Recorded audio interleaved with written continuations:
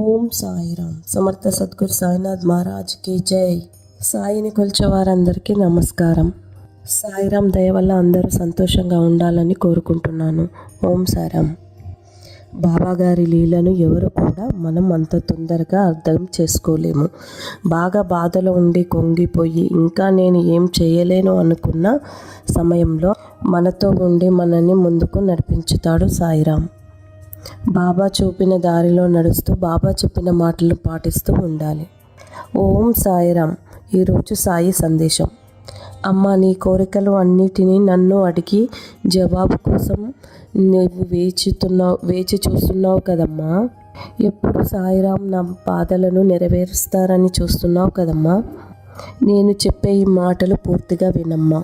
విన్న తర్వాత నా సాయి సచ్చరిత ఒకవైపు చదువమ్మా. నీ సమస్యకు తగిన పరిష్కారము సాయి సచ్చరితలో ఉంటుంది. సాయి సచ్చరిత ఎలాంటి సమస్యకైనా సమాధానం చెప్పగలుగుతుంది. అన్ని సమస్యలకు సమాధానము సాయి సచ్చరిత్ర. నా చరిత్ర ద్వారా సమాధానము ఇస్తానమ్మా నీకు. జీవితంలో ఎన్నో కష్ట నష్టాలను అనుభవిస్తూ చూస్తూ వస్తున్నావు కదమ్మా. వీటన్నిటిని చూసి భయపడకు. నేను ఏమి చెయ్యాలని అడుగుతున్నావు కదమ్మా బాబాని. నా భక్తుడు అతను తన సమస్య తీర్చుకోవడానికి నా దగ్గరికి వచ్చారు. నేను ఇలా చెప్పాను, ఒక గుర్రం పందెం దగ్గరికి వెళ్ళి పందెం కట్టకుండా తిరిగిరా, కానీ అక్కడ జరిగే గుర్రం పోటీ మాత్రం చూసిరా అని చెప్పాను. అతను సాయంత్రం వచ్చాక నేను అడిగాను, నేను అడిగిన పందెంలో పరిగెత్తే గుర్రం ఎందుకు పరిగెడుతుందో తెలుసా అని అడిగాను. కానీ అతను నాకు తెలియదన్నాడు. దానికి కారణం, దానిని కొట్టగానే ఇంకా వేగంగా పరిగెడుతుంది. ఎక్కువ దెబ్బలు తిన్న గుర్రం ఎక్కువ పరిగెత్తుతుంది. గుర్రం గెలుపును పొందుతుంది. గుర్రంకు ఇంత పట్టుదల ఉన్నప్పుడు మనం మనుషులం, మనకు ఇంకా ఎంత పట్టుదల ఉండాలి.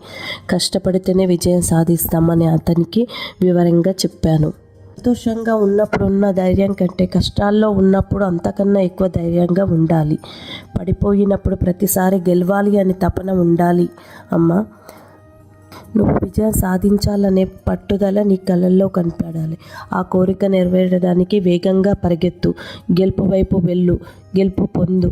రేపు గురువారం నా ముందు ఒక దీపం పెట్టి నీ సమస్యలను తీర్చుకోవడానికి నా సచ్చరిత్ర చదువు. నీకు అన్ని సమస్యలు సమాధానము దొరుకుతాయి.